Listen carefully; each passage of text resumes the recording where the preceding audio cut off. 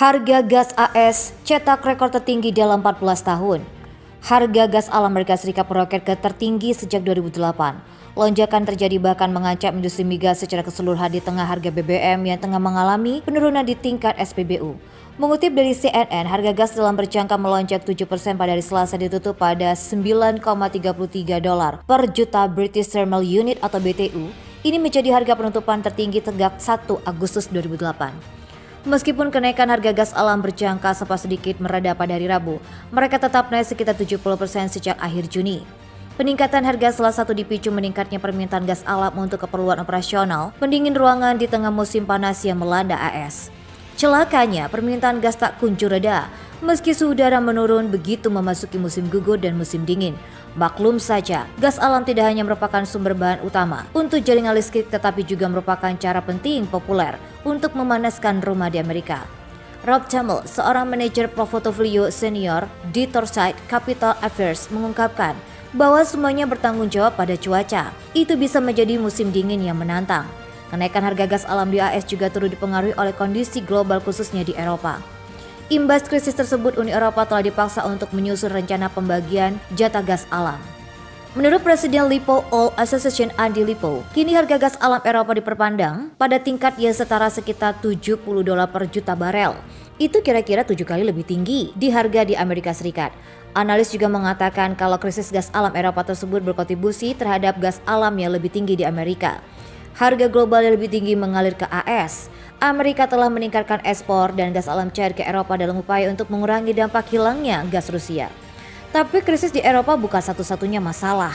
AS memasuki tahun ini dengan level yang kalah telak dan AS tidak pernah mengejar ketinggalan. Pasokan gagal memenuhi permintaan gas alam yang kuat. Tamel menunjukkan bagaimana produsen minyak dan gas berada di bawah tekanan dari Wall Street untuk menghabiskan lebih sedikit untuk proyek pengeboran yang mahal dan lebih banyak untuk dividen dan pembelian kembali dengan pemegang saham. Tanda-tanda resesi, warga Amerika mulai kesulitan membayar tagihan. Perusahaan kartu kredit hingga telekomunikasi Amerika Serikat mulai kesulitan dalam memenuhi pembayaran tagihan sesuai jadwal. Salah satu tanda ekonomi di ambang resesi. Apakah ekonomi Amerika sudah dalam resesi?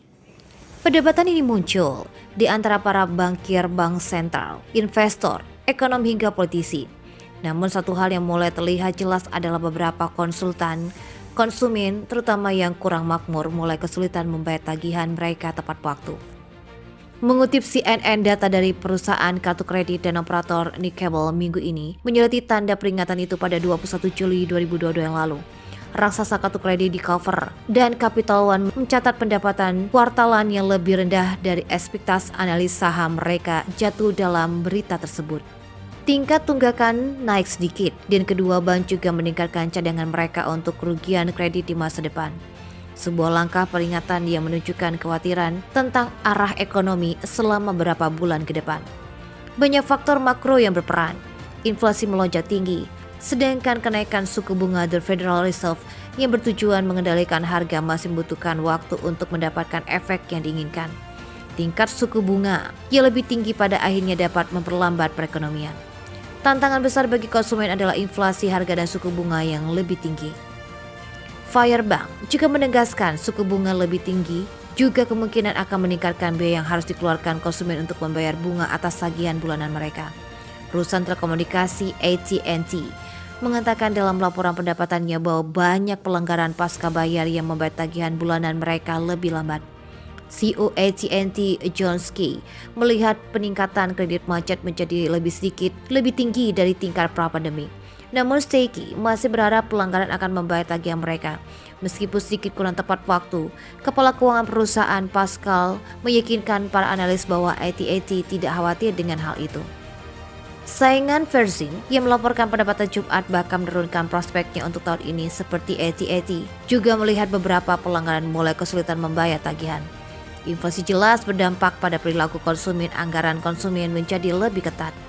Dengan pemikiran tersebut, Verizon baru-baru ini meluncurkan paket langganan bulanan yang lebih murah bernama Welcome Unlimited yang menurut Facebook ini akan memenuhi kebutuhan konsumen yang sadar anggaran. Sementara itu konsumen yang lebih kaya belum tentu mengencangkan ikat pinggang mereka. IXP melaporkan pendapatan yang melampaui perkiraan pada Jumat, saham SP pun naik 4%. CEO Stephen Curry mengatakan dalam rilis pendapatan bahwa akan ada pemulihan yang kuat dalam tingkat pengeluaran perjalanan dan hiburan yang membantu kinerja Amex. Curry juga mengatakan kinerja kredit perusahaan tetap luar biasa dengan kredit macet mendekati prosesi terendah dalam sejarah. Amex juga membangun cadangan kredit yang lebih kecil pada kuartal tersebut. Selama panggilan konferensi dengan analis bahwa perusahaan mengawasi data pasar tenaga kerja, mengatakan bahwa ada korelasi antara orang kehilangan pekerjaan dan tidak mampu membayar tagihan mereka. Resesi ekonomi disebut sudah dimulai karena ekonomi Amerika Serikat menyusut di kuartal kedua. Ekonomi Amerika Serikat menyusut lagi pada 3 bulan terakhir, secara tidak resmi menunjukkan dimulainya resesi.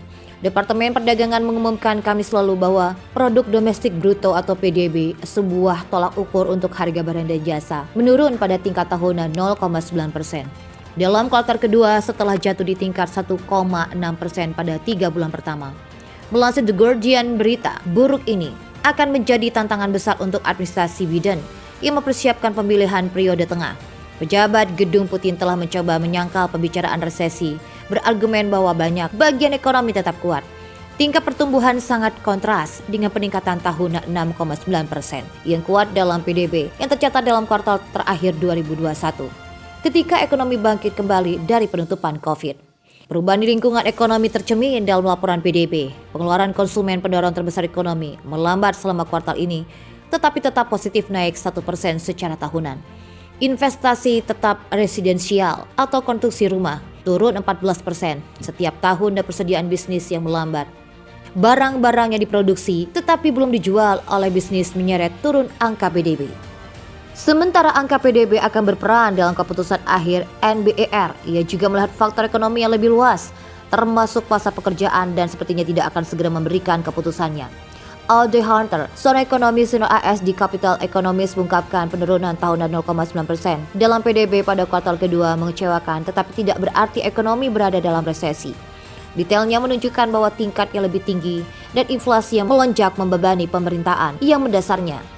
Dan kami memperkirakan hanya rebound yang direndam dalam pertumbuhan ekonomi selama paruh kedua tahun ini. Sementara itu tekanan tetap ada pada pemerintahan Biden.